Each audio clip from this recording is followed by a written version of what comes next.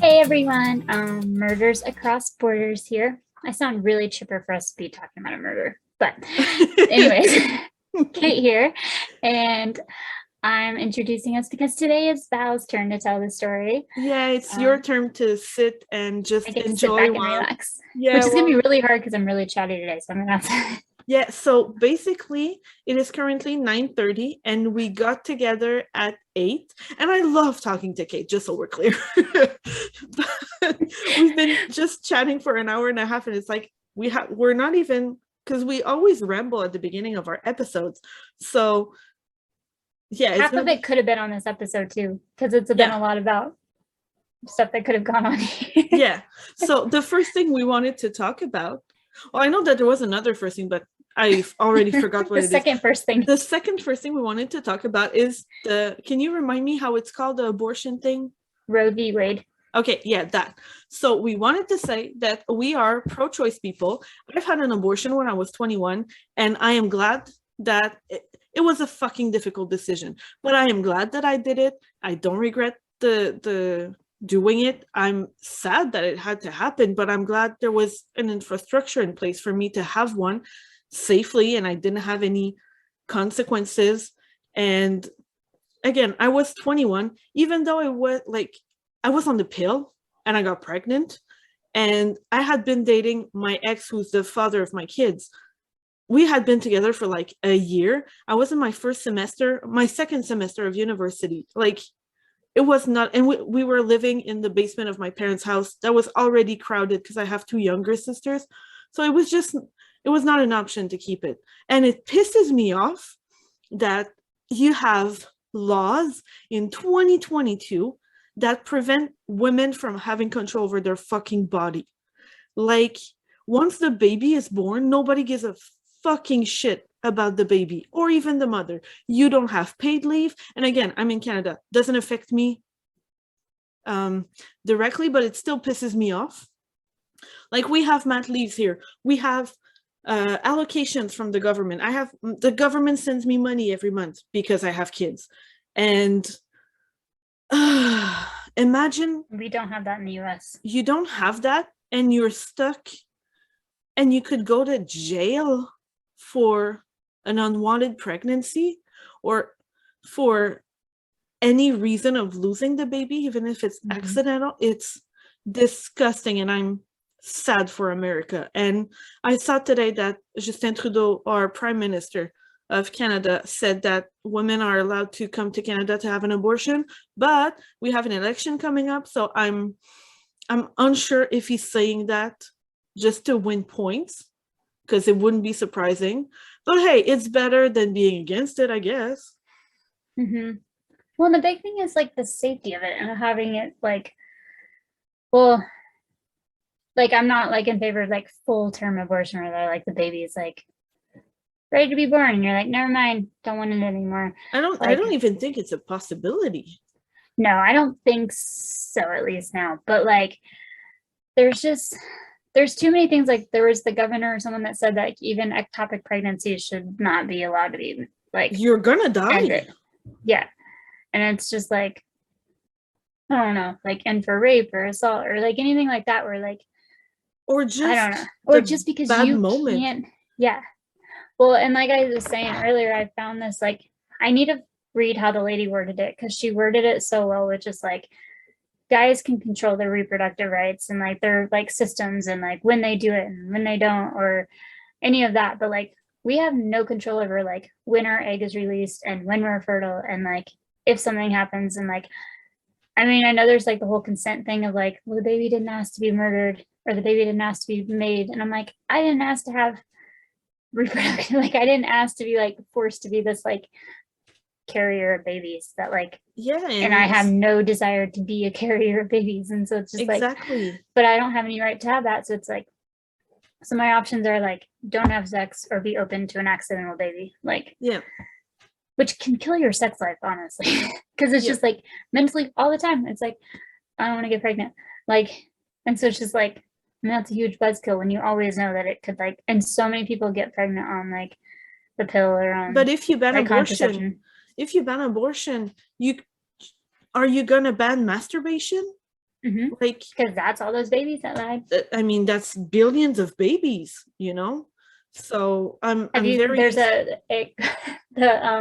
well, because a lot of people like in the religion, because it's so religion based too, which is the frustrating thing, because there's supposed to be separation of church and state, and it's so religion it's based. very religious based, and it's like, okay, but like, yeah, and it's there's a Monty Python. I don't know if you've ever watched Monty Python. I haven't, but I know who that is. There's one called Monty Python, The Meaning of Life, I think, and there's a song in there about a family living in like squalor. They're living in like the slums, and like there's like 20 kids in the house that are all like ratted and dirty, and like they sing a song called Every Sperm is Sacred. So the whole song is called like, so the whole song is about every sperm is sacred. And so all the little kids are like dancing around the house, and they just have this whole house full of like 20 million kids, but it's like, you can't do anything about it because every sperm is sacred. So you have to like let every sperm like make a baby. But it's just like, well, because then they've said like, what was it? Can you then make it so like what was it in it was in Legally Blonde when they said that like, never watched it. You never watched Legally Blonde? Are you fucking serious?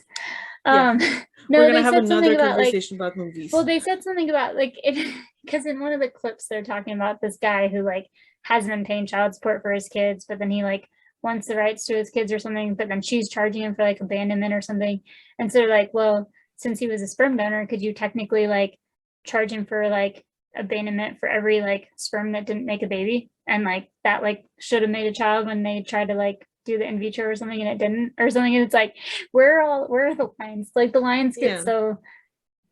I was recommending to Val though the movie Personhood, and apparently you can watch it on Tubi for free. It's an incredible documentary, very politically charged, but it also it talks about both sides of the equation, but it talks about abortion, not necessarily about like the murder, if that's right, but like it follows the premise of a lady who was pregnant, admitted to having done drugs before she knew she was pregnant, and then being in prison for child abuse for her baby that was like 5 weeks old, like in utero. And like, and then it starts going into like, there's been women that have been like charged with child abuse for like falling down the stairs and like killing their unborn child, or like being in car accidents. And those are like laws that are like, those in some states that's happening like now. And so these women are like charged with child abuse for like things completely outside their control. But this lady, like before her baby was even born, she had like child abuse on her record, and she didn't purposely like injure her child. It wasn't like she was like purposely drinking through her whole pregnancy. She stopped the second she knew she was pregnant and like tried to like, the only reason she told the doctors in the first place is because she wanted to make sure her baby would be fine, and they didn't need to like do extra checkups or anything to like make sure. And so that film is really powerful because it really talks about the slippery slope of completely banning it, and like what does that mean, and like what other things can then be legally charged, can you be charged with, like if it's not as black and white as like don't abort the baby. I mean, there are so many other things involved, like the ectopic pregnancies, or like even if they ban the pill or contraception, or like what year is this? Are we in the 1800 and I'm not aware? Like, yeah, what the fuck?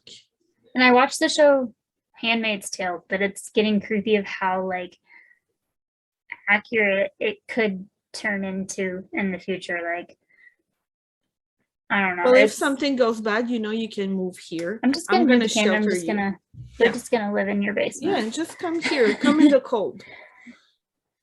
Come in the cold. Yeah, so it's definitely like, I don't know, it's scary. And it is one thing, like I always like to say, like when I was a kid, like when I was in high school, I did go on like the March for Lives and stuff, which partly was for the really cool shuttle bus ride, partly because I was at a Catholic school and I didn't know all the ins and outs of you couldn't understand. No, and I was like 17 and I didn't understand all like the logistics of like this, the movie Personhood really, I mean, honestly, like watch it.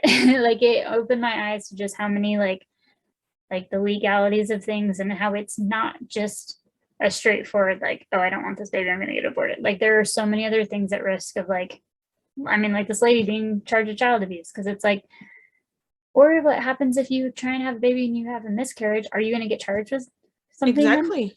Like if they find out that you lost the baby, could you get charged? Could they like investigate you and be like, oh, you did this, or you ate like sushi or something, and now you're at fault for like this baby dying? You know, like And it doesn't make sense because your health system is so expensive. Just giving birth is so so expensive. fucking expensive. And the So mortality rate in the US, I don't know. I don't know the exact numbers of it. I've just like read about like the number of women that die in childbirth in the US is like insane for being like as wealthy of a country as we are. exactly, it Like, doesn't make sense. There is like no reason that our like mortality rate in the US is. As you can tell, It's- Kate is typing. I am sorry. It's a I don't know. I want to find the one where it like compares the countries, but like where the US has the highest maternal mortality rate among developed countries. That's terrible. You're supposed to be like That's probably the number one country in the world. the most US, let's see. We're ranked the worst ever. And like I don't know what it is with like the other countries and stuff, but like we're pretty bad though. Like that's like, and for how wealthy of a country we are, and like Yeah. how like because we average like 700 deaths a year for, which isn't like a lot, but I mean it's way too many that like I think it said in I don't know, it said in 2020 861 women died of maternal causes. No. In 2019 it was 754. Like it's just like outrageous. Like it's dangerous to have kids, even in the US. We're in a developed country and it's freaking dangerous here to have. And why do you care so much about a tiny thing, but not about the mother or the child that's going to grow up? That could grow up in a difficult life situation, especially if the mom didn't want the kid. So I think it's terrible, and I don't give a shit if you start hating us for that. I do not care. Here's the door. Thank you. Bye.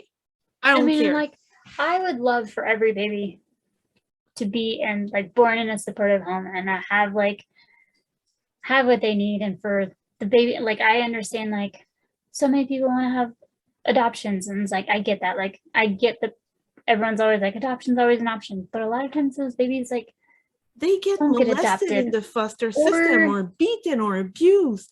Yeah, or it's just like wealthy white people are the only ones that could adopt, or it's so expensive. And I mean, it's like I have family and friends and stuff that have adopted, or like, and it's like I'm not like advocating for like go out and like every baby, but it's like there are so many circumstances that like happen, and the fact that it could just be completely taken away where we don't even have like any choice or any say in any of it is a big thing. Like obviously I would love for there to be preventative ahead of time so that abortions don't need to happen, like better sterilization or better like contraception or better like sex ed education, just education, please, like, or maternal support. Like at our school, I was telling Val at my school, if I were to get pregnant and have a kid, in order to get my maternity leave as a teacher, I would first have to use up all my sick days that I have saved up. So if I've been saving sick days for 5 years, all those sick days are gone before I had my maternity leave. That's ridiculous. And so then now I have a sick baby and I have no more paid days off. Yeah. And like, and we have to like, you have to file like my insurance. I was looking at my health insurance. My insurance is more expensive than James's because I can have a kid. And so as a female, I have a chance of needing more medical bills of having a kid and going to like OBGYN visits and stuff. And so I have to pay more. Even though I don't want kids, I have to pay more for my yearly insurance than James because my medical bills could be higher if I accidentally got pregnant. And then if you get pregnant, you have to get like I could, if I was planning on getting pregnant, I could pay for when it comes around every year to buy your insurance. I could buy this special type of disability insurance that would cover like maternity leave. disability insurance. Yeah, sure. Because it's like a disability. It's clearly it's, a disability. Yeah. So it's just like, it's fucked up. I'm like, even the fact that it's like, I don't want kids and I have to pay more than James. Like the whole like equality of men and women and just like the rights and like, I don't didn't choose understand this that it's a fertile debate. adult. Like, Let people decide what is best for them, what is best for their families. Because then it's like, there's so many people that like want kids and can't have them. But then you have other people that are just popping them out left and right. And they're just like, they can't take care of them. And it's like, but then it's like, maybe if they had more access to like, I don't know, options, they wouldn't be having them, or there wouldn't be so much like issues with, I don't know. It's crazy. And it pisses me off. We're just going backwards. And it's just a slippery slope of like, for me, it's also more all the other implications that go along with it, like ectopic pregnancies or rape or contraception, if that starts to get banned, or if like, or if I could get charged if I accidentally got pregnant and if I accidentally lost it, like I could get charged with that potentially. Like there's Even just if you so want many it, other things. Even if you want it and you accidentally lose it because it's a stillborn, which is already fucking traumatizing. Like I never went through that, and I wouldn't like. Oh my god, it must be horrible. And then you're charged. No, it's unacceptable. It's just such a slippery slope. But it also just it's a patriarchal society and a religious one. And it's like we were formed based, like the whole reason that pilgrims came here was separation of church and state, so they didn't have to be ruled by the Church of England. And guess what's happening? And then it's like, oh, but we're like it's terrible.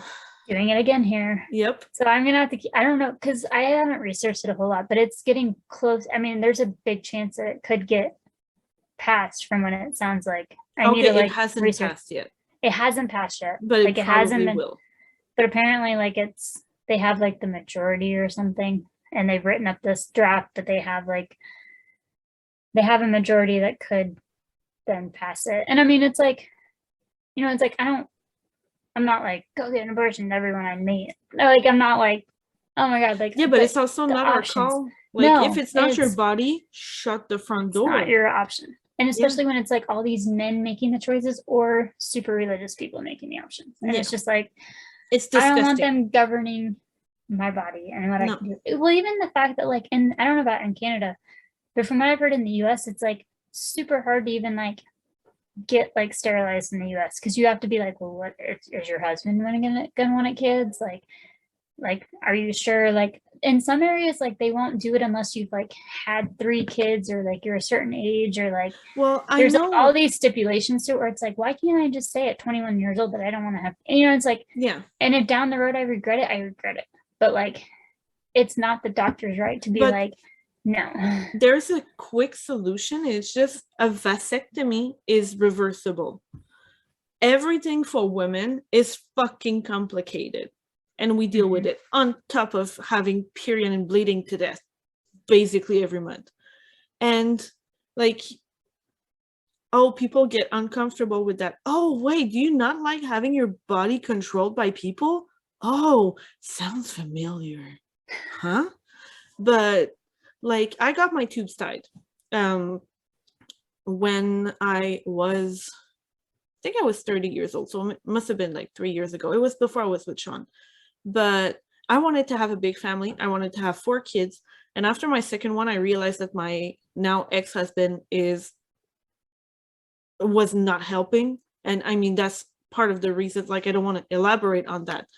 Who knows, maybe he's listening, but he just wasn't taking care of the kids. And it was like, I'm doing everything by myself, and I can't have another one and risk it again. And I have, like, Mary has epilepsy. Like, I'd rather focus my energy on my kids, my actually currently born kids, than making tons of babies. So do I regret it? Yes, I do. I do regret having my tubes tied, because now the solution should have been divorce. Because long story short, I had 2 C-sections and it was quite traumatizing, especially for Liam. Both of us almost died. And my ex was like, well, yeah, I still don't want to get a vasectomy. I don't want anyone to touch my pee-pee. It's like, yeah, but I need to use contraception. Like I had to use a pill. I had to have C-sections, not by choice, even if it was by choice, but still not by choice. I'm the one who stayed with Liam at the hospital because he was in NICU for a month because he had meningitis.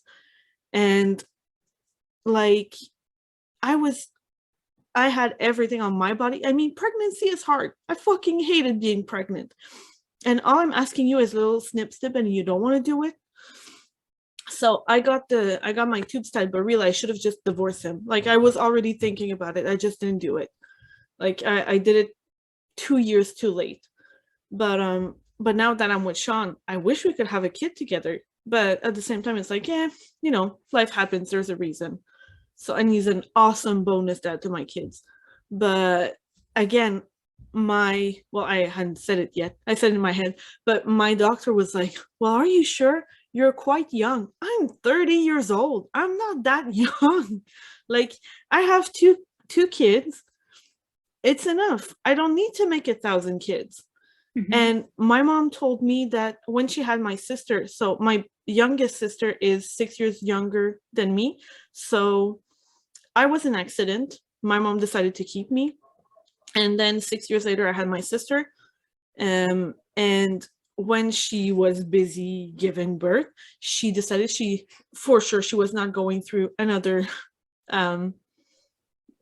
birth process. Like she didn't want to give birth another time and didn't want to have more kids. 2 was enough for her. And her doctor was like trying to convince her, just make another one, just in case you lose this one. And it's like, what? And I know my mom's friend who had her kids way later in life. I think she had her first one at like 35. And she decided to have a third one because her doctor convinced her, what if you lose one of them? Then just keep having 20 of them until until you like, what is this argument? So what the fuck? That's so morbid of an argument too. As if that other one will replace that one. Right? It's not like a new toilet paper get a new puppy because you lost that one. Exactly. So the women's bodies shouldn't be governed by anyone else than ourselves. And like, yes, do you think they would outlaw like vasectomies and stuff? Maybe, probably. Would that become like illegal too? I don't know. Who knows? And I'm still at the point where I'm like, I couldn't decide for sure if I would want to go through that surgery. Because I'm like, what if someday though I decide I want to? Yeah. But I'm like, but for men, it's reversible. Yeah. Because I'm just like, I absolutely like, I mean, the cost of them, finding at schools, childcare, like they are so fucking expensive. And I just like, I love seeing like my friends' kids and like I love like being like auntie or whatever. Like I want to like, but then I'm cool walking away after. Exactly. And that's what I told my sisters. My house and my dog. Like I feel complete. Like I don't feel like I need a kid to like complete my life. Exactly. So, like, that's what I told my sisters. Like, just be great aunts. Like, be there for my kids and be there later for them in life, not just when they're cute little babies.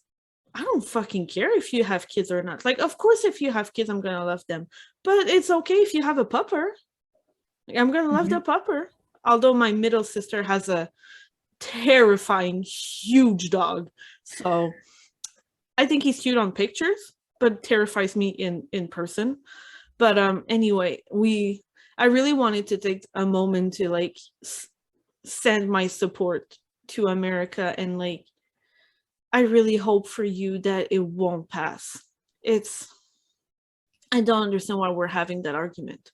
I think it's just a slippery slope of what's to come too. If they do pass that, then it's like, what's to stop them from like reversing other things or criminalizing other things, or like, because someone was like, well, are they going to make it so it's like illegal to sell like vibrators and stuff?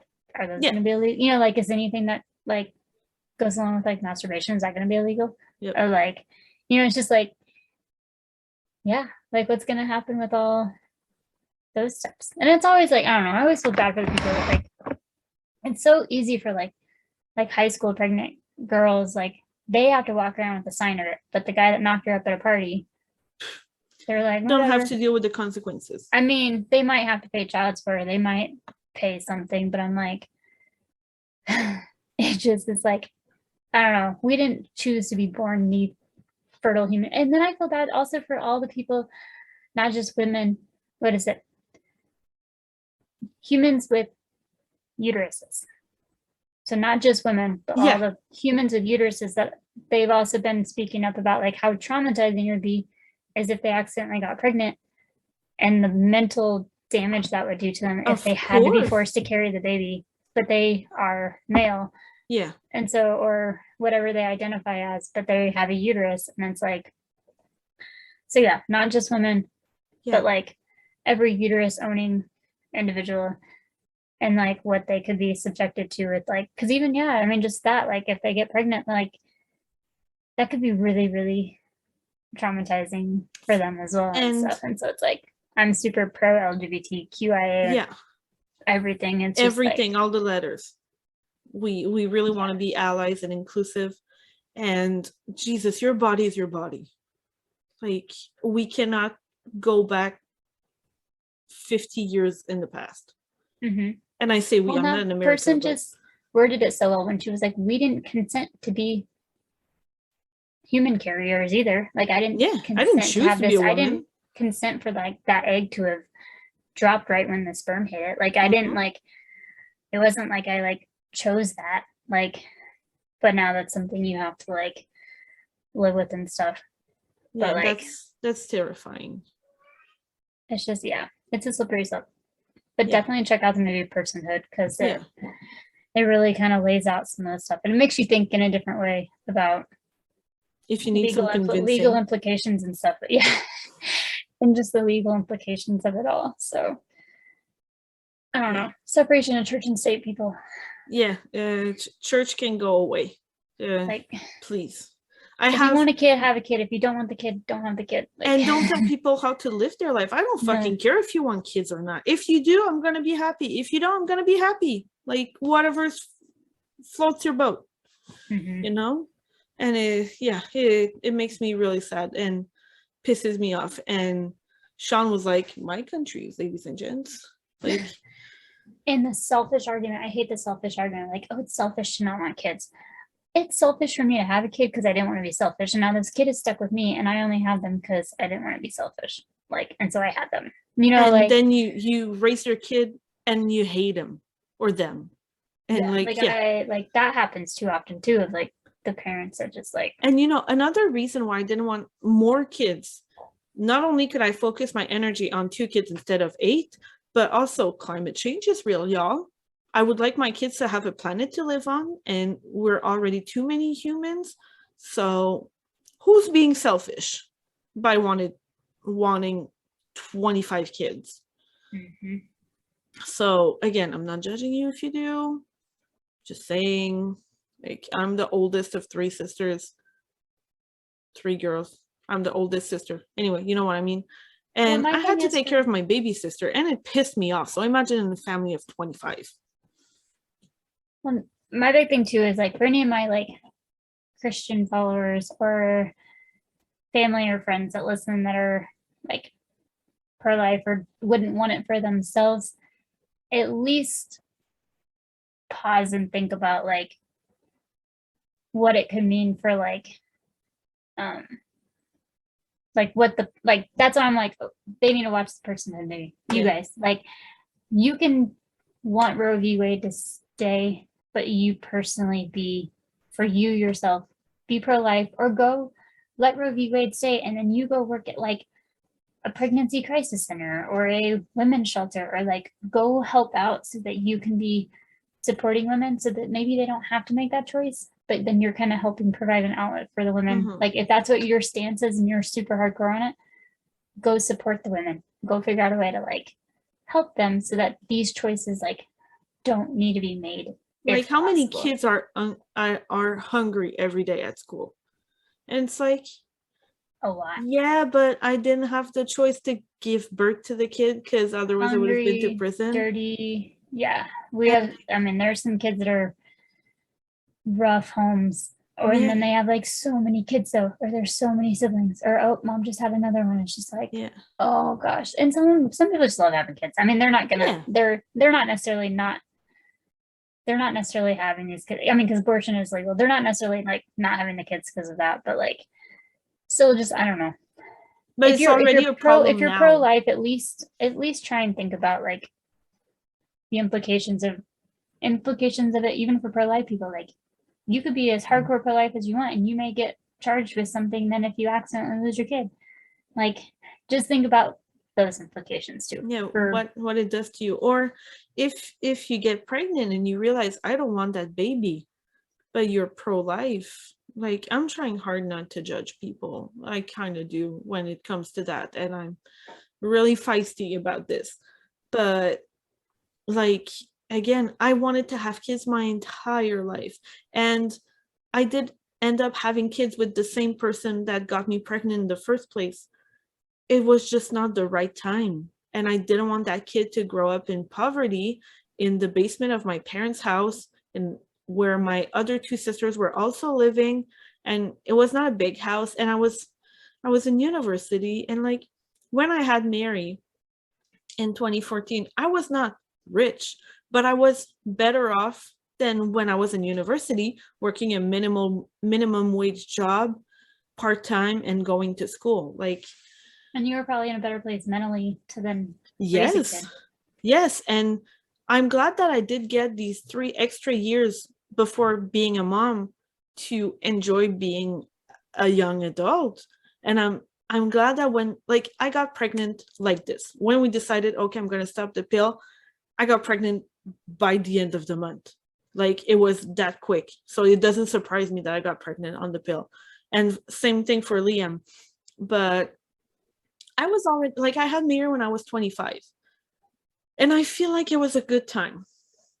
But for some people, it may be when they're 40, you know? So. And you had that right. And like, someone else could be looking at your situation like, well, I was in that situation and I made it work. Good for you. Glad my mom. That was right for you. My mom, we don't talk about my abortion because she's like, yeah, but I had you at the same age. Yes, but you didn't go to school and you made the decision. Yes, I'm happy to be alive and I'm happy that I exist, but if she made the choice of not having me, oh well, you know. And you were in the mental place that you were in, that you made the choice that you needed to make. Yeah, exactly. And so it's like no one else is ever going to be in your shoes or in that. They might have had all those same things line up, but then mentally or like just emotionally and stuff, they're not like in the same mindset. Like, you cannot take that person's spot and be like, this is what you should have done because that's what I did. Or exactly, because I could never judge someone for that. And it's just like, and it has to be the hardest decision ever too, because you're not usually supported by society, or like, I mean, there is that like, there's a lot of people that don't know. There's a lot of people that don't know about people in my entourage, like in my people I'm close with that got abortions but never talked about it, but I was there. And it's like, it's okay. Don't feel bad. You don't have to. If you don't want to have it, it's a sign from above. There you go. Mm-hmm. But maybe we should get started with our case.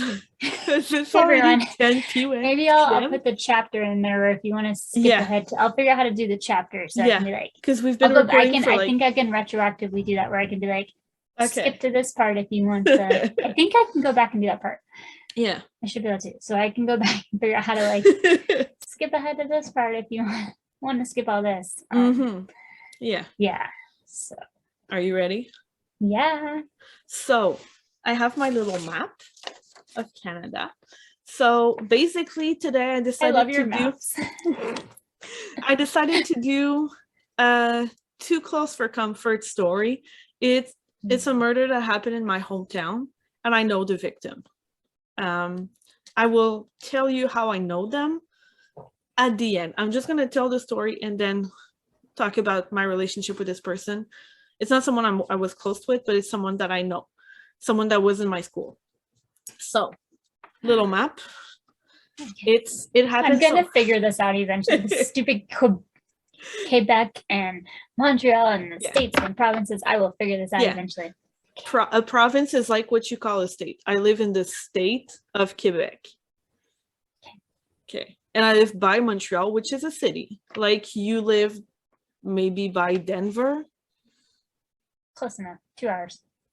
Okay, that's pretty far. Anyway, I live by a big city. That's it. I live in the suburbs of Montreal.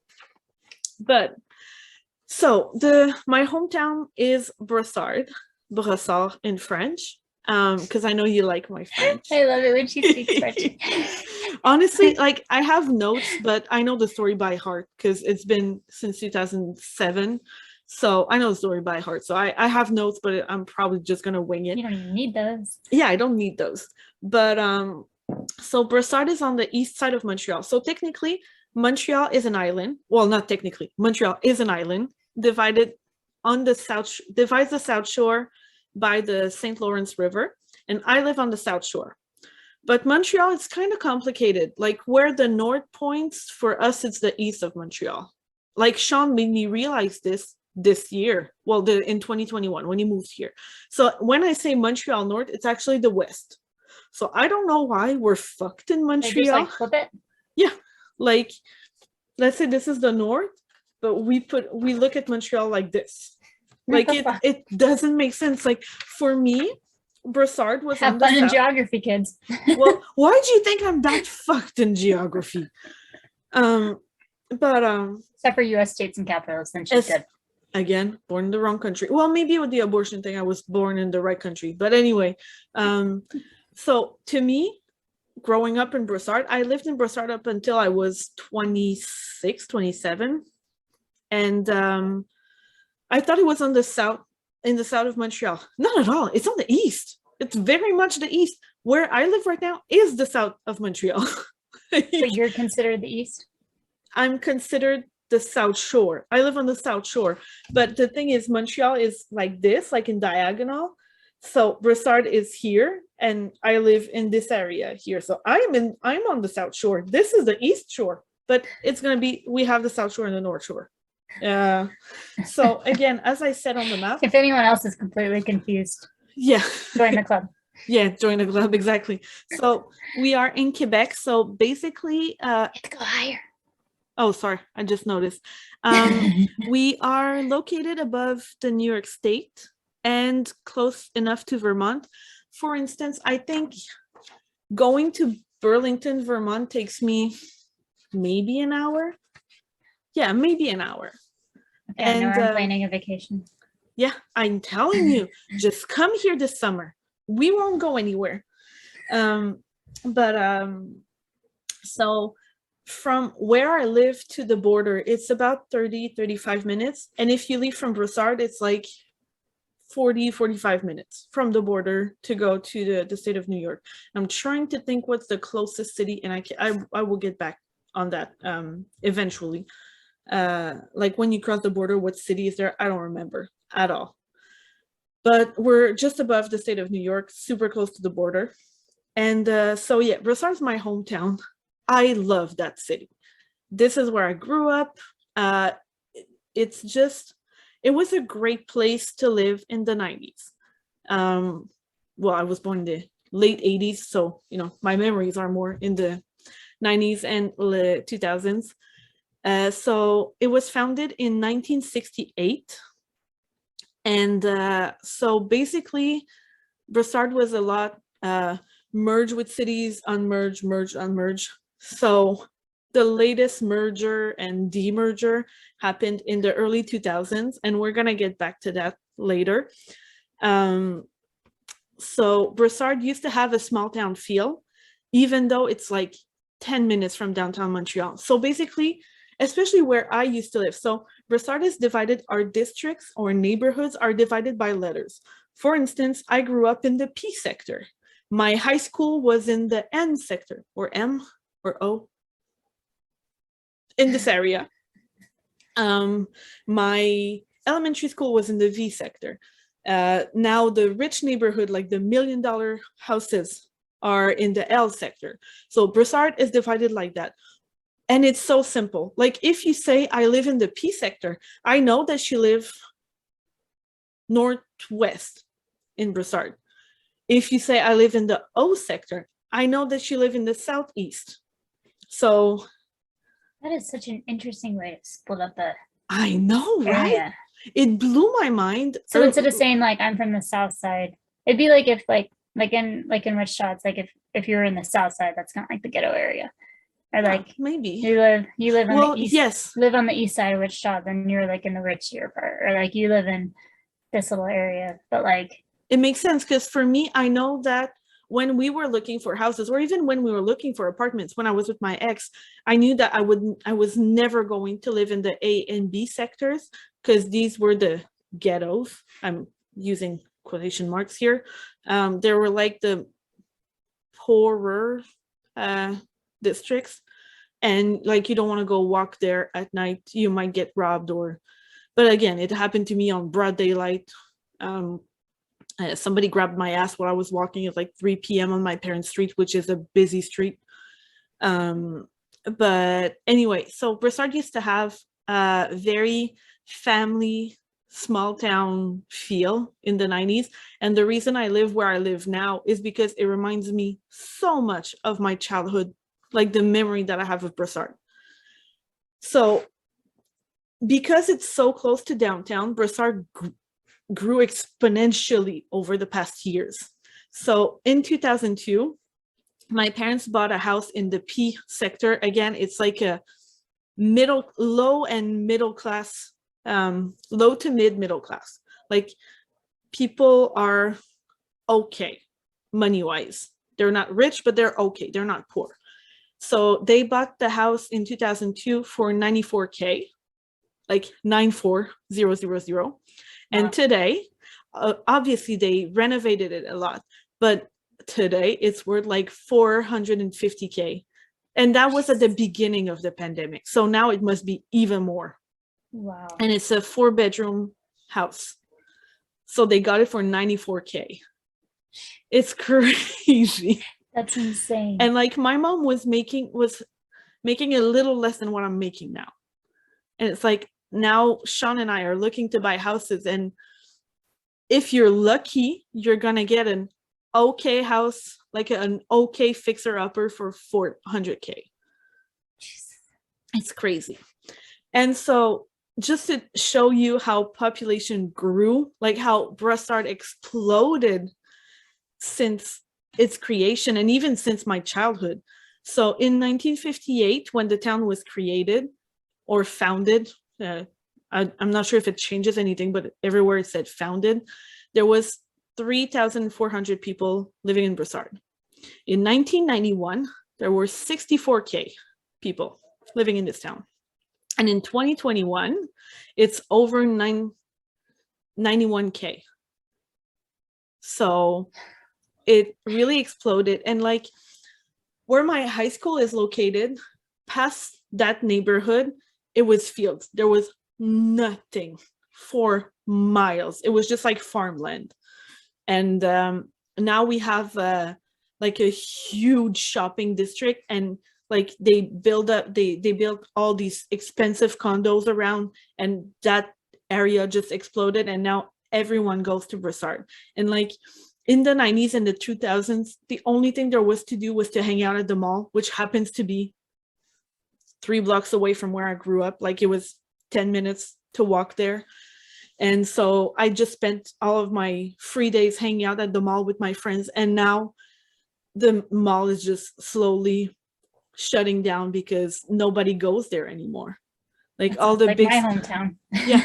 And so the big shopping district that opened, the concept, it's called Discount, which means 1030, and it's at the corner of the Highway 10 and Highway 30.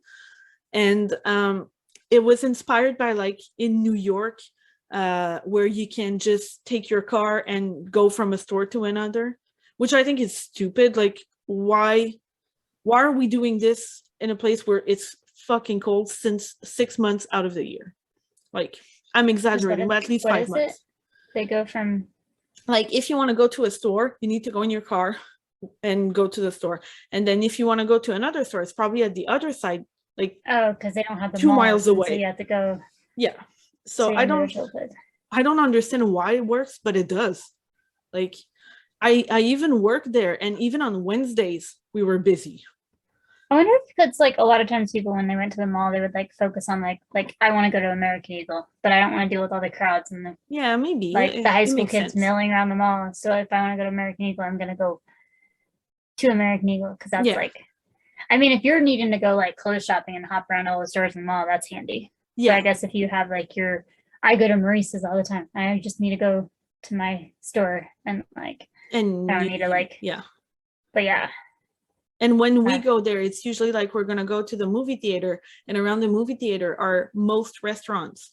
So we can park and walk a little more than you would in a mall. mhm. But if I need to go somewhere in this town, usually in that shopping district, I would just go for that one place because it's the closest location to where I live. Uh-huh.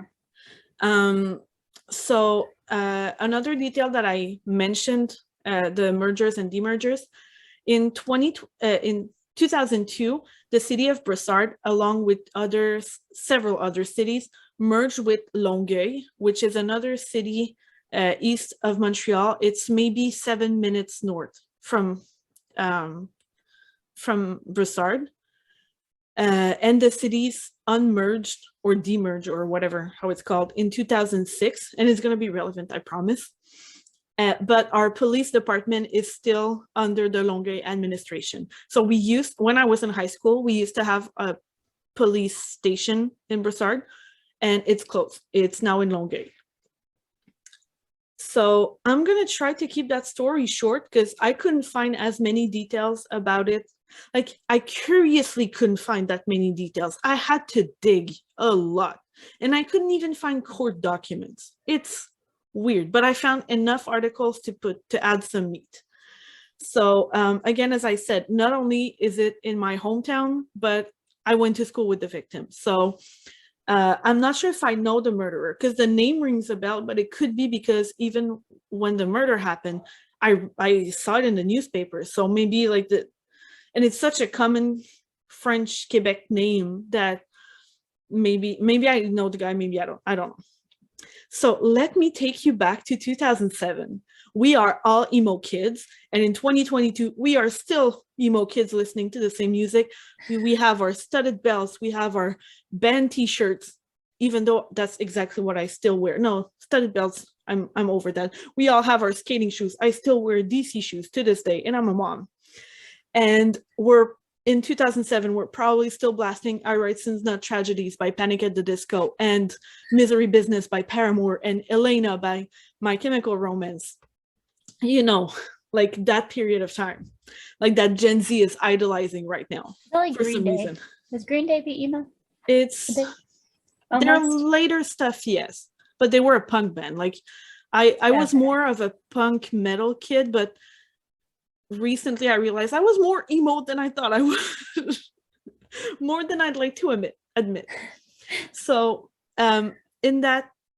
in 2007, I was not in high school anymore because, again, I said it a couple of times, but in Quebec, our last year of high school is grade 11. So we're like 16, 17. So in 2007, I was in college. College does not prepare you for work. College prepares you for university. So But college and university aren't the same. no, not here. University is university. Yep. I'm confused. Don't get me started. We had that episode in the past. Don't get me started on the complexity of yours. Mine is much simple. No, it's not. I'm telling you it is. Every time Sean tells me, oh yeah, I was a sophomore, just tell me the grade. I don't know what these words, I don't even know. Is it a word? Why is it a word? It doesn't sound like a word. Anyway, so in 2007, in high school, it was still like people identified by their clothes. So there was the preppies, the punks, the metalheads, the hip hop kids, and the nerds, and the poor people, and like your clothes were your identity. So in 2007, Stephanie Forrest, so in French, her name is Stéphanie Forêt, but it's Forrest, like forest, So in 2007, she was 20 years old. After high school, so I graduated in 2005, and I looked in my yearbook earlier today, certain that she was in my yearbook, and she is not. But she is older than me, but I know that I did have courses with her. I did have class with her. We'll get back to that later. But so she didn't graduate with me, or maybe she's just not in my yearbook. But so she had already graduated from high school. So after high school, she found a job as a receptionist in a, listen to me because it caught me by surprise, in a swingers club. I don't judge it. It's just that I've lived in Brossard basically my entire life. I didn't know we had a swingers club. And then I looked it up. I know exactly where it is. Just thought it was a strip club. But at this point, does it change anything? Swingers club, or it's not the same crowd, I guess, but I wasn't aware. And why do you need a receptionist at a swingers club? I'm very curious. Like, not judging, just curious. And again, caught me by surprise. You probably set up events and stuff, right? And like check. Do you answer the phone like, "Hi, I would like to come swing with my wife"? Didn't they probably had like parties and stuff, didn't they? At that Probably. Place? I'm assuming, I don't know. Now I want to research swingers clubs. Yeah. And I was like, my innocent self was like, maybe it's a club for like when you go on a swing, like in, swing at the park. Like maybe I'm getting this wrong. Nope, I'm getting this. Nope, it's not what it is. It's for people to exchange partners. Not judging again. Anyway, abortion is legal here. So, but yeah, so we're very open-minded people. We are trying to be very open-minded people, and call me out if I'm not, please. So she was working as a receptionist. That was just jealous she didn't know about this place because she would have been going their way before that. Okay, Sean made the exact same joke. Is it a Midwest thing? He was like, "Oh, I know it was your dream to work there." We know you're just jealous of her. Yeah, and especially me. Like, I have a problem with people touching me. Like, Sean can touch me. He's my husband. My kids can touch me like properly. They're my kids. I'm gonna give you a hug. You might hate it, but I'm gonna give you a hug. Now that you said it, I have time to prepare. I'm okay with hugs, but like, when people, they talk to you and they put their hands on your shoulders and I can focus on you. I'm just like, why are you touching my shoulder? Why are you touching? I can feel in my entire body. I don't like being touched. I'll just put my hand on your shoulder the whole time we talk. I have a friend that does exactly that. Every time he sees me, he's like, "Hey, Val," and puts his hand on my shoulder. And every time I'm like, That always stressed me out with like the religions where they like, let me place my hand on you to pray for you. Like that, like. And where have you put your hand before? So I know you touched your balls before. They do like they pray a blessing over you and they like put their hand on your shoulder and you're like. Remember, I grew up Catholic, but the last time I went to church, I thought I was going to burn. Well, and I think a lot of that's like the non-denominationals and stuff where they're very big on like, can I pray for you? Can I like pray over you? Yeah, like pray for me. Don't touch me. You can air hand. I'm like, I don't like. I really have a problem, and it's funny because like in high school I was very touchy. Like I would hug all my friends all the time, but I don't know what's the transition. But now it's like if someone touches me, even my parents, like they're my parents, I love them. But giving a hug to my mom is like, oh, right, I have to give her a hug. She gave birth to me, and she's the reason I exist. So I love you, Mom, and I love her with all my heart. But yeah, I struggle with being touched, and even like from between when I separated from my ex-husband and after, like before I was with Sean, I thought to myself like, what do I do if I go on Tinder? Like, I don't like being touched by people. And like to we all know what Tinder is for. And it's like, I need a connection with the person before I allow them to touch me. I can just have a booty call. To have a booty call, it includes touching. So getting touched by a stranger. And don't get me started on, like, it could be a serial killer for all I know. So anyway, let's go back. I was secretly jealous of the swingers club. Yeah, definitely jealous of the Her and Sean are gonna go check it out and see if it's still there. Yeah. Oh, I don't know if it's still there. Like the building is still there. But I don't know if it's still. We'll research it for you. Yeah, it's on Mario Street in Brossard. So in early 2007, Stephanie starts dating a guy named Steve Gagnon, and she lives in an apartment at 2480 Nantel Street, so Nantel, with her childhood friend Justin. I don't have a last name, didn't find his last name anywhere. So let's go to the night of the murder. It's February 6th, 2007. Stephanie is alone at home. The story of what happened at this point varies from an article to another.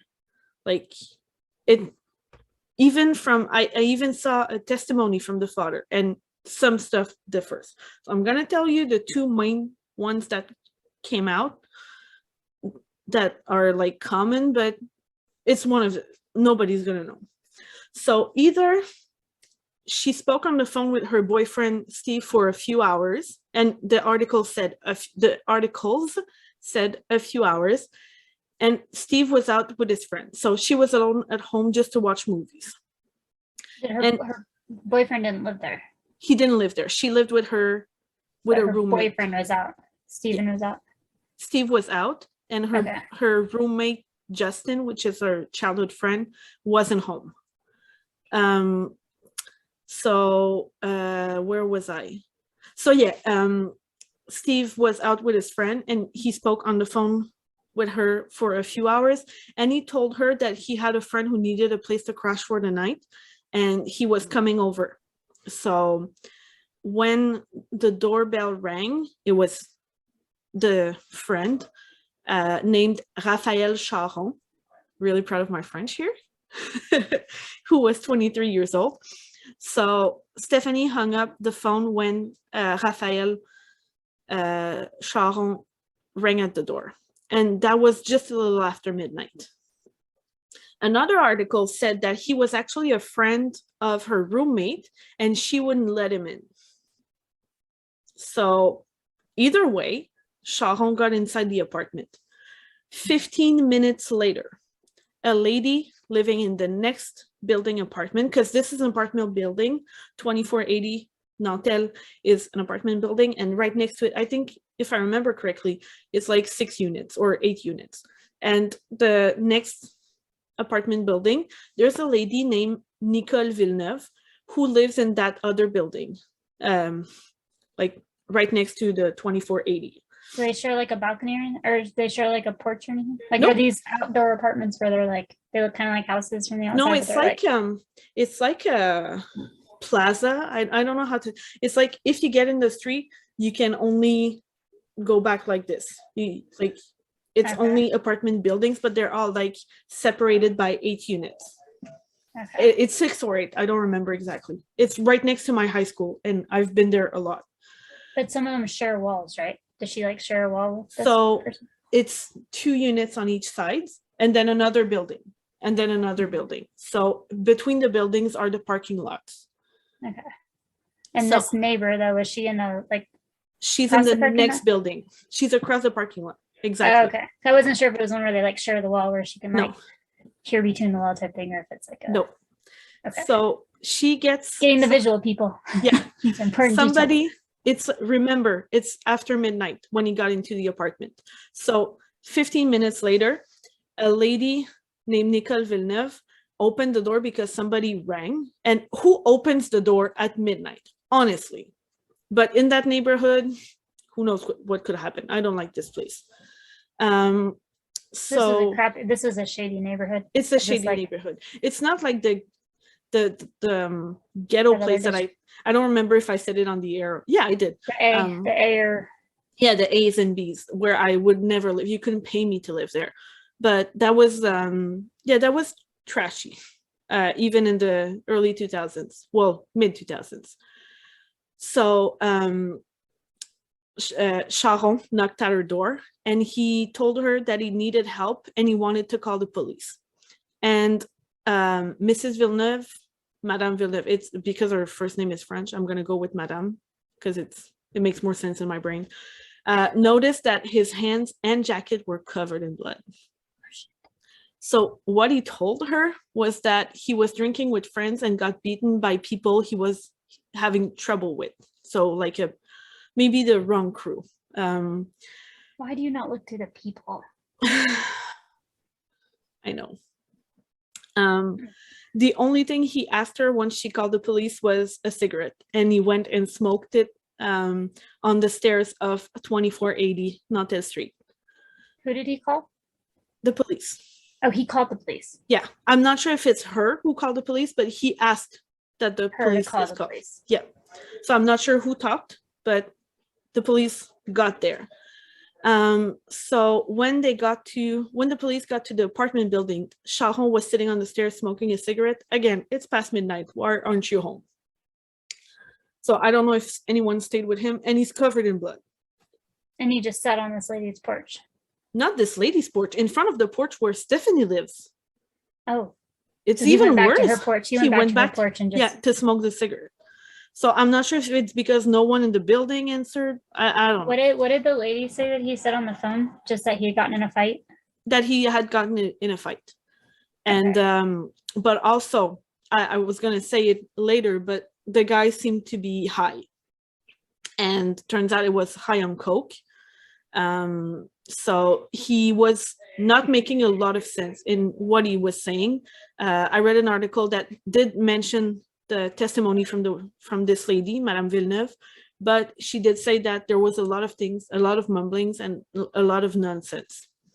Mm-hmm. So police got to the apartment of Stephanie and found her in the hall of our apartment unit in a puddle of blood from a stab wound that was dripping, I guess, out of a stab wound in the upper body. So she was taken to the Charlemagne Hospital, which is about 7 kilometers or 4 miles north from Brossard, and she passed away. So some sources, some articles said that she was declared dead at the scene of the incident, and others said that she died later at the hospital, and others said that she died in the ambulance. So I'm not sure. And this was the first murder in 2007 in the Longueuil area, in the territory. Sharon was immediately placed under arrest, and when they arrested him and checked his ID, they realized that he was the son of a member of the Longueuil Police Department. So it is unsure if it's a cop, if it's a high ranked. I have no idea, couldn't find the information anywhere, but that's an important mention for later. So let's fast forward to almost 2 years later. January 16, 2009, the trial of Raphaël Charon finally starts. I'm not sure why it took 2 years. I don't know how it works, but it took 2 years. It's like the one here that James worked on. It was 5 years ago? It's crazy. Why does it take so long? It was in 2015. That's 7 years ago. Yeah. Yeah, that's a minute ago, huh? So at the 2 trial. years until trial. Okay. Yeah. Stephanie's family, so her mom, her dad, and her sister, and her boyfriend Steve assisted. Her dad wrote a heartbreaking letter to the judge, and I read it because I found it was published in the November 2009 Bulletin of Murder. I'm so sorry. I really had to burp. Disgusting. I'm sorry. It was in the November 2009 edition of the Bulletin from Murderer or Missing Persons Family Association, the MMPFA.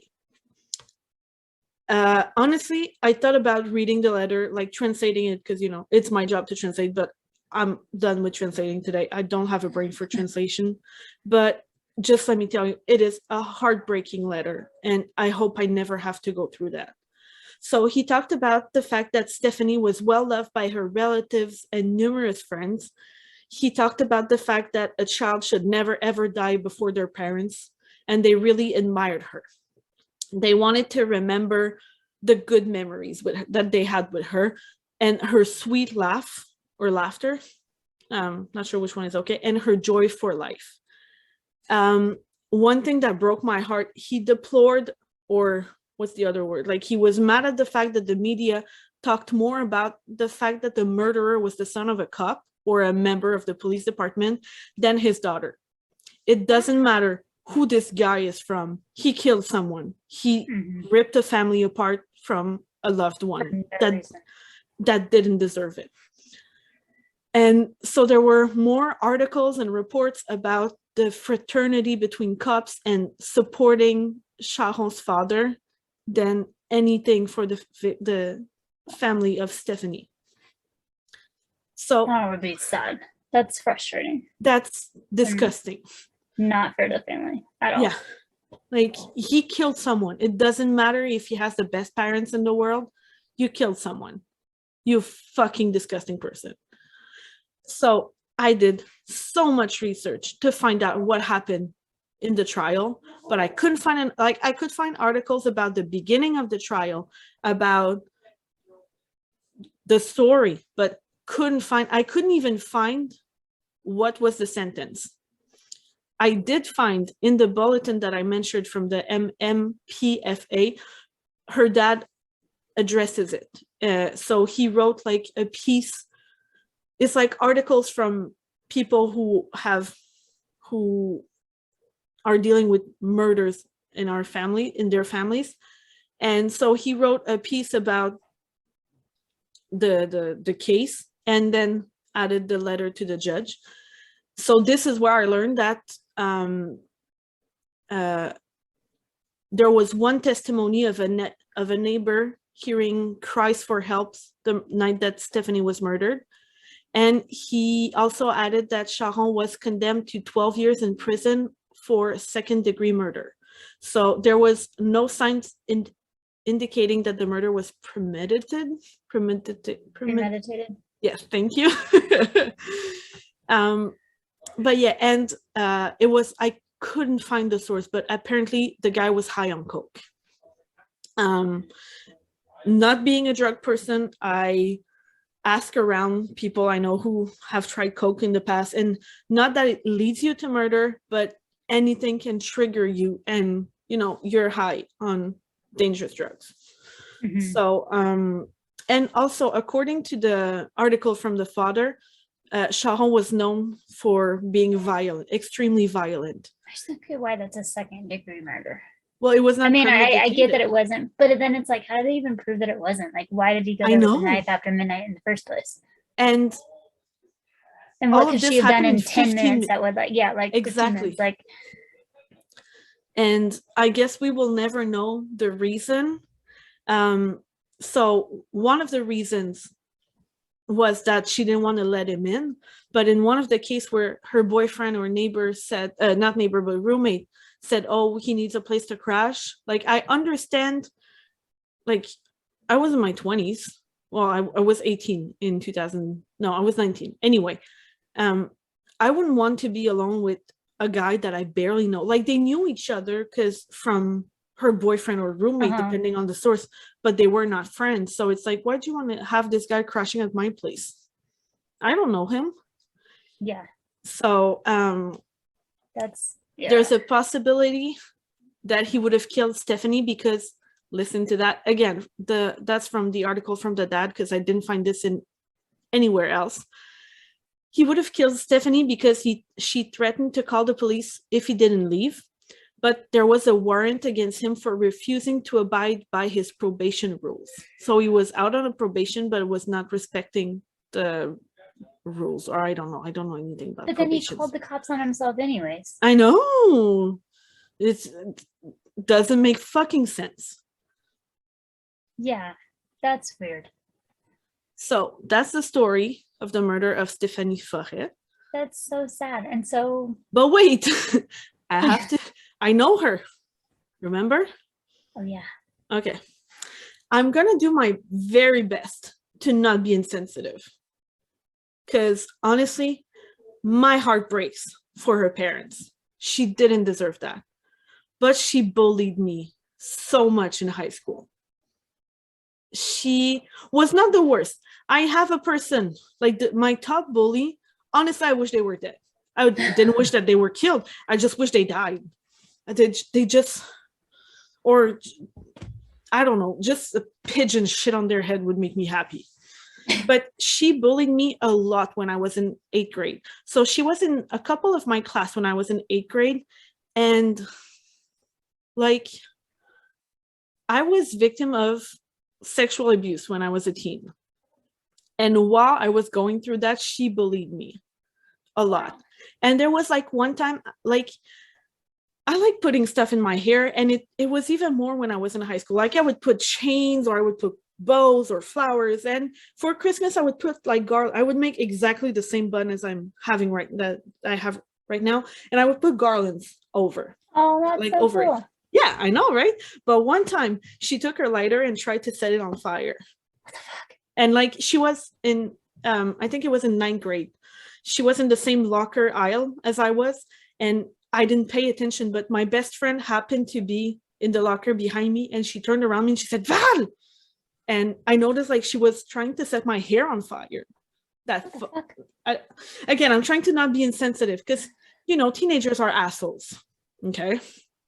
And she was the type of person, like, again, she was not my absolute worst bully. Like there was one who was just relentless on me. Pretty bad right there though.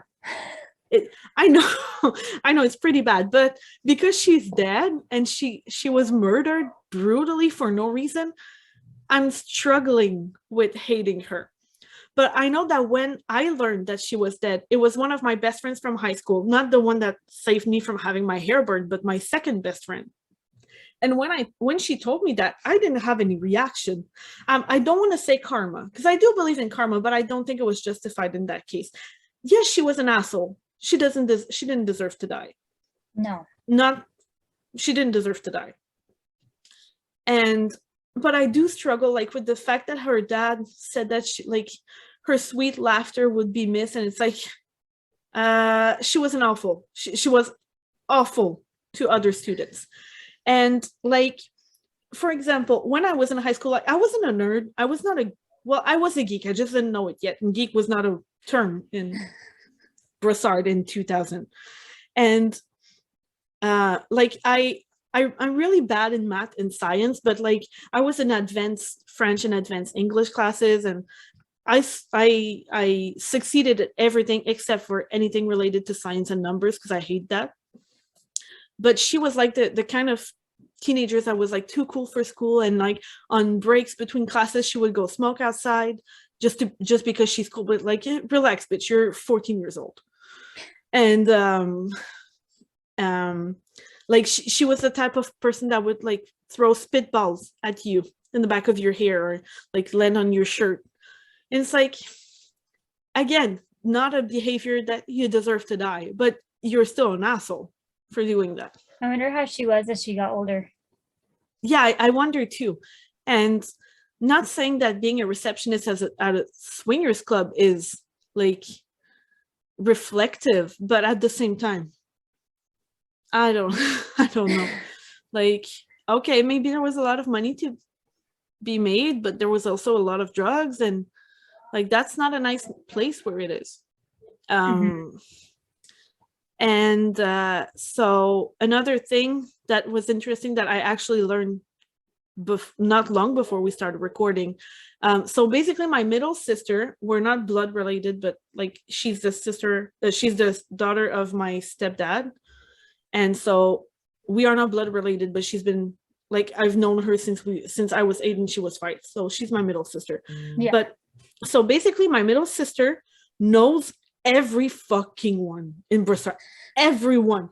If I tell her about something, she knows who that is. She knows more people from my year, like my like when I graduated, she knows more people in my yearbook than I do.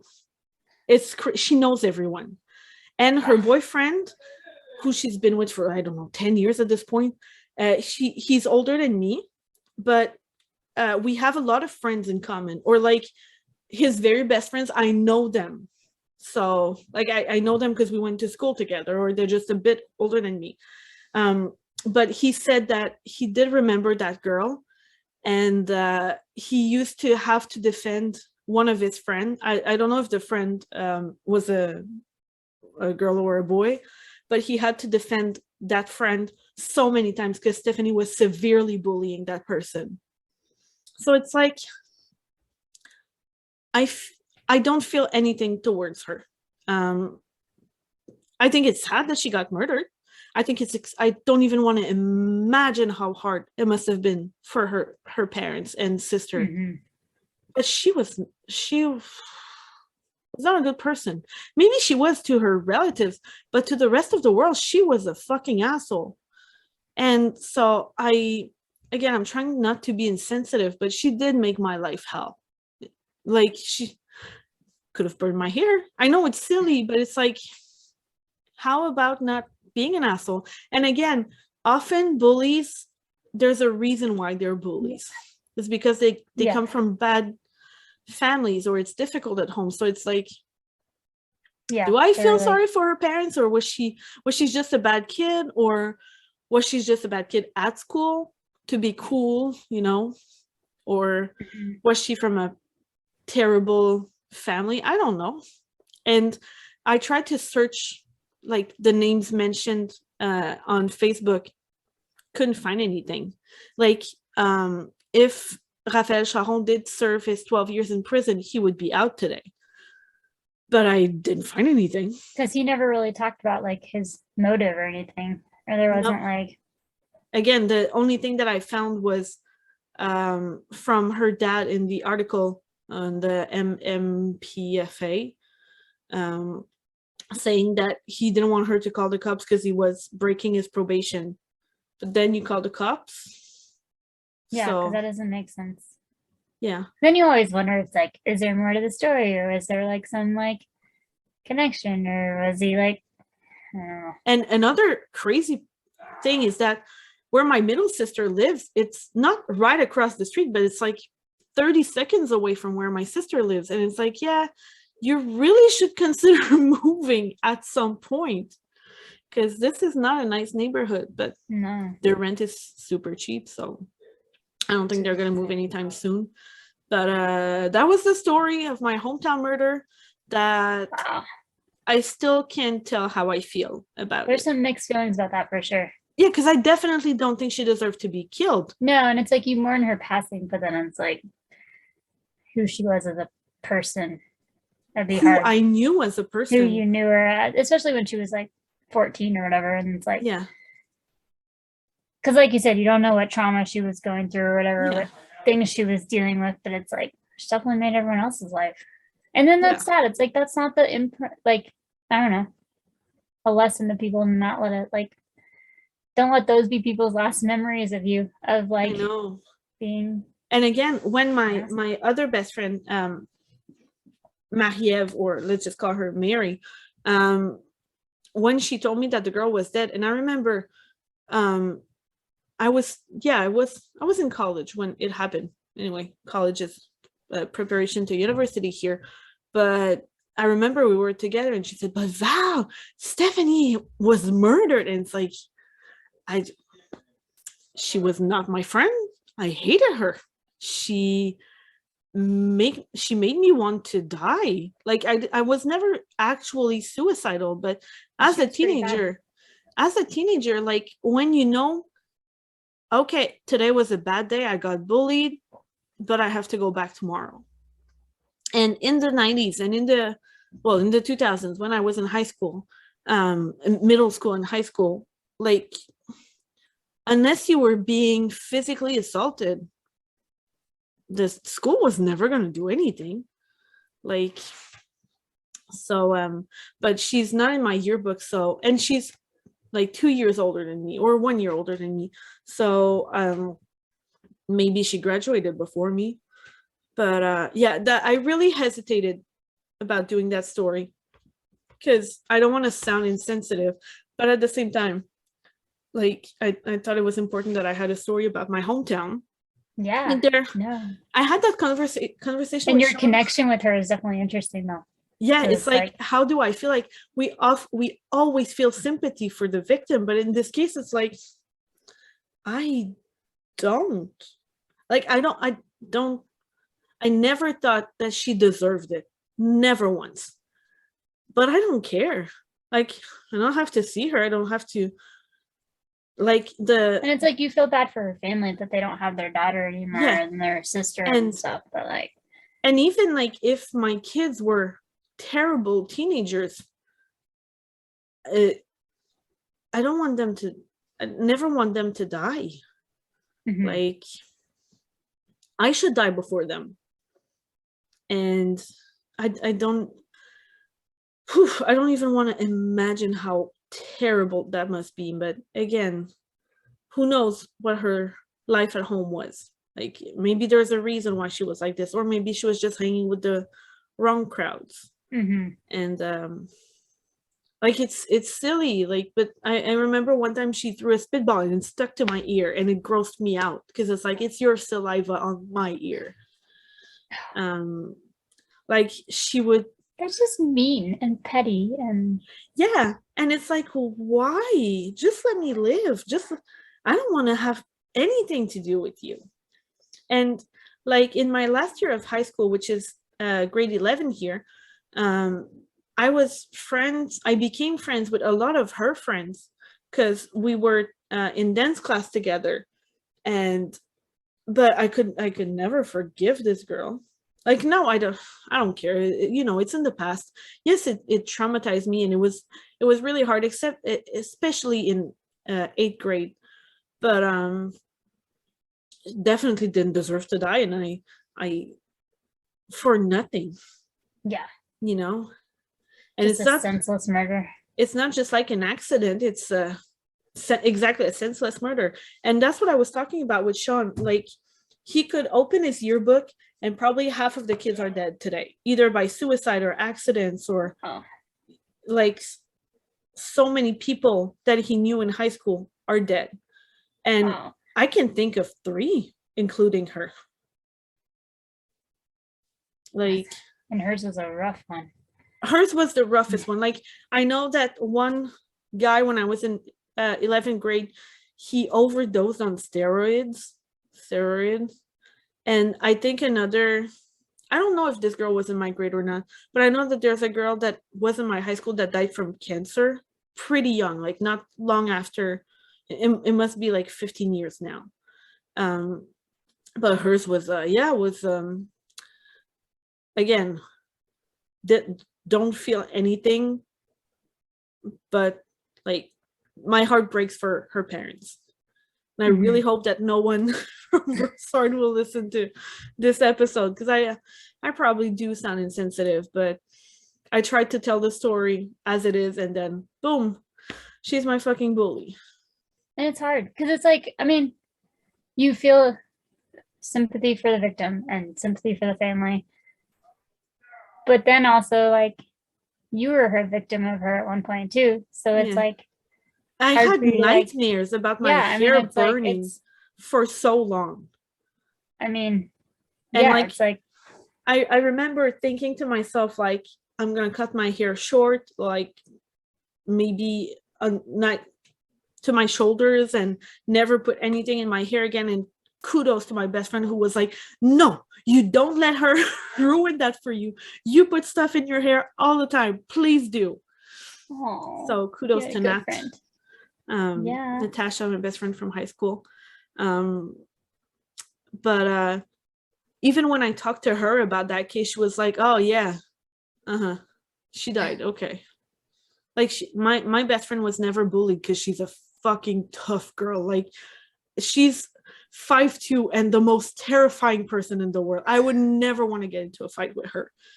And but yeah, she said exactly like me, like, okay, she's sucks for her parents, but she was not a great person. Maybe after high school, like, who knows? Maybe she turned her life around. I know that she had a cat because I saw a picture from someone from a newspaper with someone walking away with the cat, like they were gonna adopt.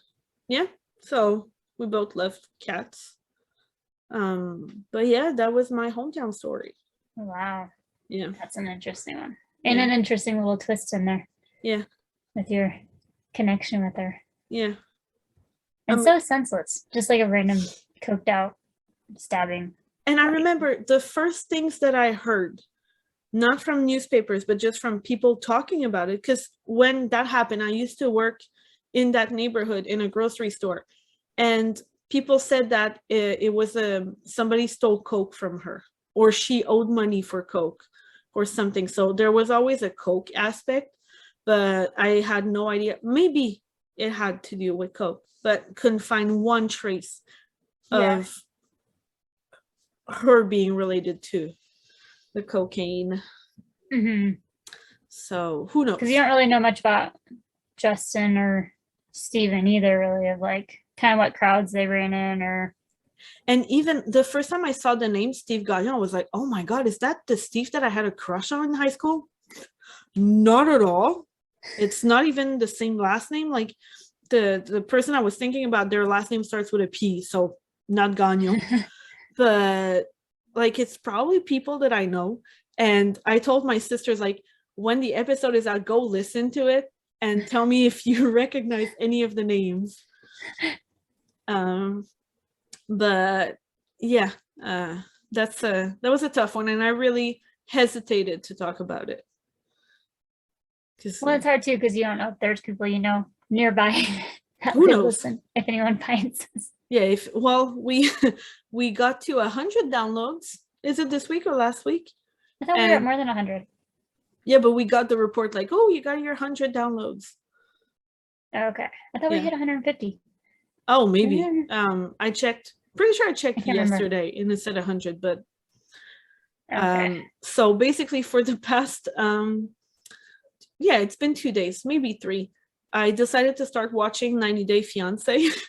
Like, I've seen episodes in the past, but I've never. Did you start it like from which season are you watching? Season 1, episode 1. Okay. So good.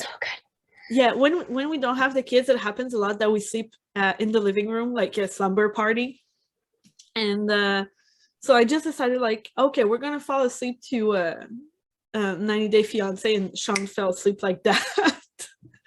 And like, here I am 5 episodes later, it's like 3 a.m, and I have to wake up at 7 to work. And it's like, yeah, that was a bad idea. And then last night I thought to myself, I'm gonna go to bed early. Yeah, I went to bed early, but by midnight I was still not asleep. So like, fun fact, because I have a uterus, I have my periods right now, so I'm exhausted.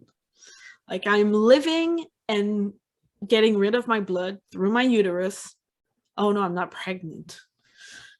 But so I should stop watching 90 Day Fiance. Like, I should not watch it at night. There's so many. James and I watched the first several seasons, and then we haven't watched it in a long time because we got behind. Because then there's 90 Day Fiance the other way, 90 Day Fiance Where Are They Now, 90 Day Fiance like before the 90 days. There's like the diaries. Of it.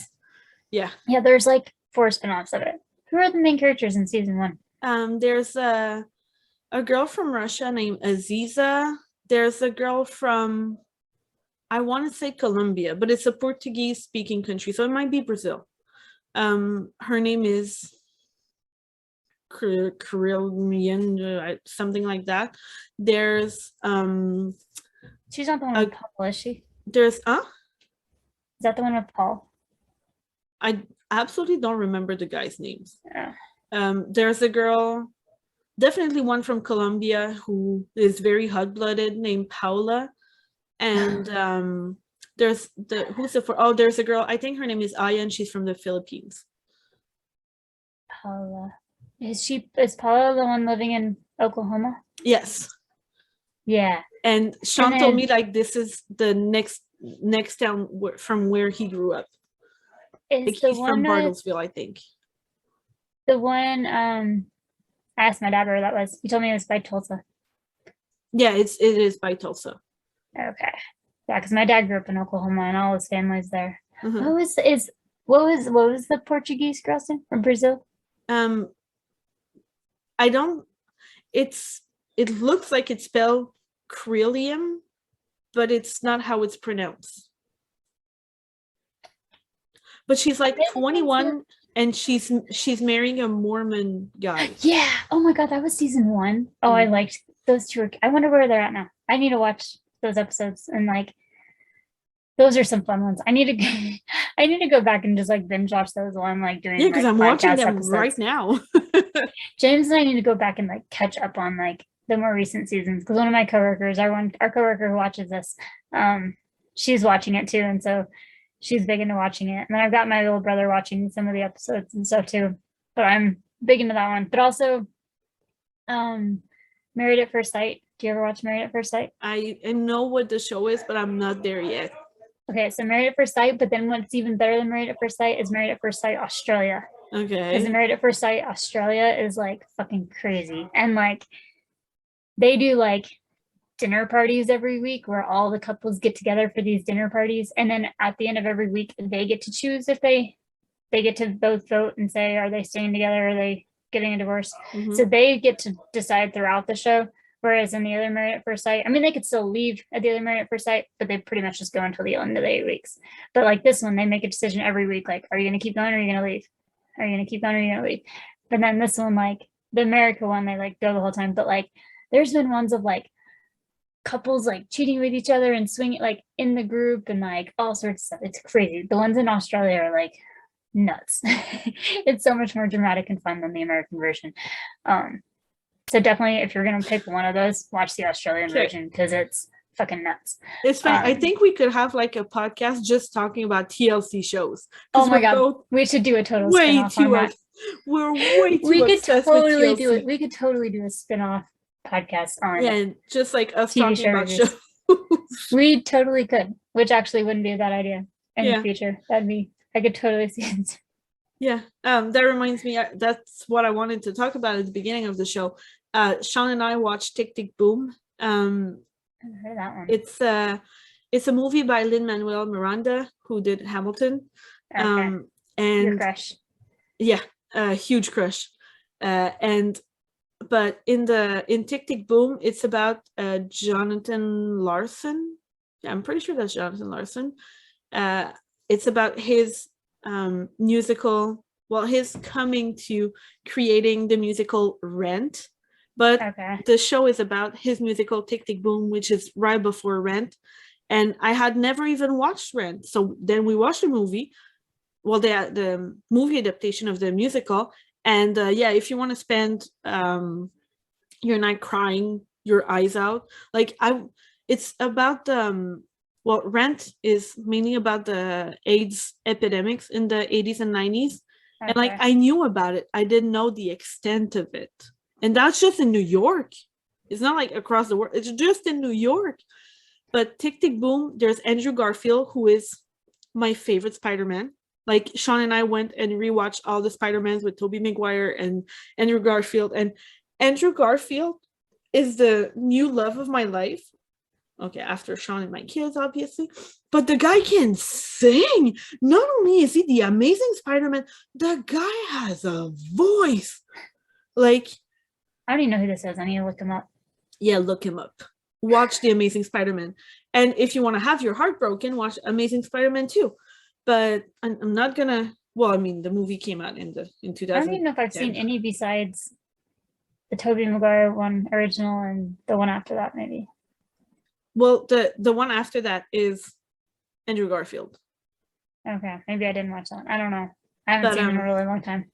And I really like Tom Holland's. I got too traumatized by the whole dad dying on the street thing with the robber, and then the fire and the stuff. Oh yeah, well I fires. Yeah, I don't know. I got so traumatized by that, and my anxiety went through the roof, and then I just never watched Spider-Man again. I didn't enjoy.